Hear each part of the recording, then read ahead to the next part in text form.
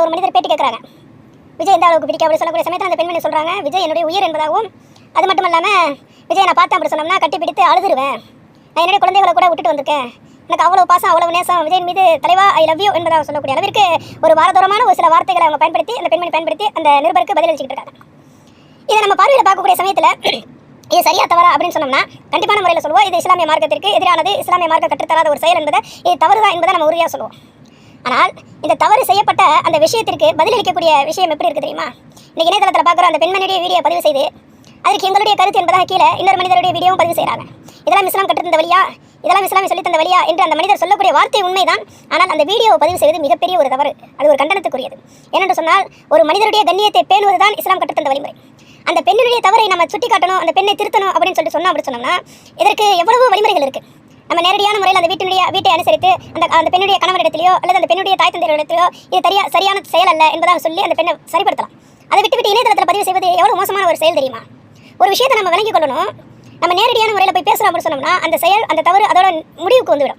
ஆனால் இணையதளத்தில் ஒரு விஷயத்தை நம்ம பதிவு செய்கிறோம் அப்படின்னு சொன்னோம்னா அந்த பெண் ஒரு காலம் வருதும் அல்லாவுடைய ஈமான் அந்த பெண்மணி உணர்ந்து அவள் அந்த பாவத்திலிருந்து திரிந்து விட்டார் என்று சொன்னாலும், திருந்தி அவள் சரியான இஸ்லாமிய மார்க்கத்தை பேணி நடக்கக்கூடிய பெண்மணியாக மாறினாலும் இந்த வீடியோவை இணையதளத்திலிருந்து அழிக்க முடியாது. பதிவு செய்தவரை அழித்து விடலாம், நீக்கி விடலாம். ஆனால் அந்த பதிவை பல பேர் பகிர்ந்திருக்கிறாங்க அல்லவா, ஷேர் செய்திருக்கிறாங்க அல்லவா, அந்த பதிவெல்லாம் உங்களால் நினைக்க முடியுமா? இது எவ்வளோ பெரிய ஒரு இழுக்கு அந்த பெண்ணின் மீது, அந்த பெண்ணினுடைய கண்ணியத்தின் மீது வைக்கக்கூடிய ஒரு இழுக்காக இருக்குது. அதை நாம் கவனத்தில் கொள்ளணும். இதுக்கு சொன்னோம்னா இன்னைக்கு ஒரு பெண்மணி தவறு செய்துட்டாங்க அல்லது ஒரு ஆண் தவறு செய்துட்டான் அப்படி சொன்னோம்னா அதற்கு இன்னைக்கு உண்டான காலகட்டத்தில் அந்த பெண்மணியை கண்டறிவது பெரிய விஷயம் இல்லை. அந்த பெண்மணி பேசக்கூடிய ஸ்லாங்கை வைத்து கண்டுபிடித்துடலாம். அந்த பெண்கள் பேசுகிற ஸ்லாங் இருக்கலவா, அது மதுரைக்கே உரித்தான ஒரு துல்லிய முறையில் பேசக்கூடிய ஒரு தமிழ்.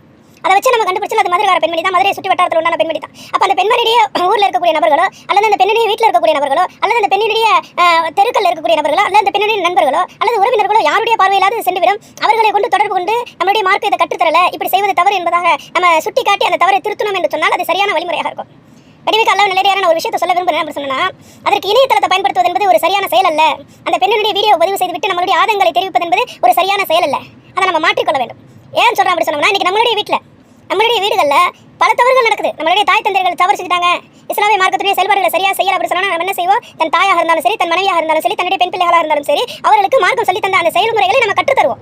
அதை விடுத்து அவர்களுடைய நம்மளுடைய தாயோ அல்லது நம்மளுடைய சகோதரனையோ நம்மளுடைய சகோதரிகளையோ நம்மளுடைய மனைவியோ நம்ம இணையதளத்தை பதிவு செய்துவிட்டு என்னுடைய வீட்டில் இப்படி தவறு நடந்துருச்சு, இது மார்க்கத்திற்கு எதிரான ஒரு தவறு என்பதாக நம்ம பதிவு போட்டுக்கிட்டு இருக்க மாட்டோம்.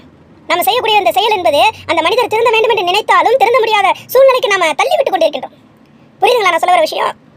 ஏன்னா ஹஜ்ரத் பெருமானா ஸல்லல்லாஹு அலைஹி வஸல்லம் சொன்ன ஒரு ஹதீஸ் நமக்கு இப்போ நினைவுக்கு வருது. என்ன பண்ணுவோம்? காபத்துல்லாஹ் பார்த்து பெருமானா ஸல்லல்லாஹு அலைஹி வஸல்லம் சொல்றாங்க, காபத்துல்லாஹ் பார்த்து கேட்குறாங்க, நீ எவ்வளவு சுத்தமானவன், நீ எவ்வளவு தூய்மையானது என்று சொல்லிவிட்டு ரசூலுல்லாஹி ஸல்லல்லாஹு அலைஹி வஸல்லம் சொல்றாங்க, என்னுடைய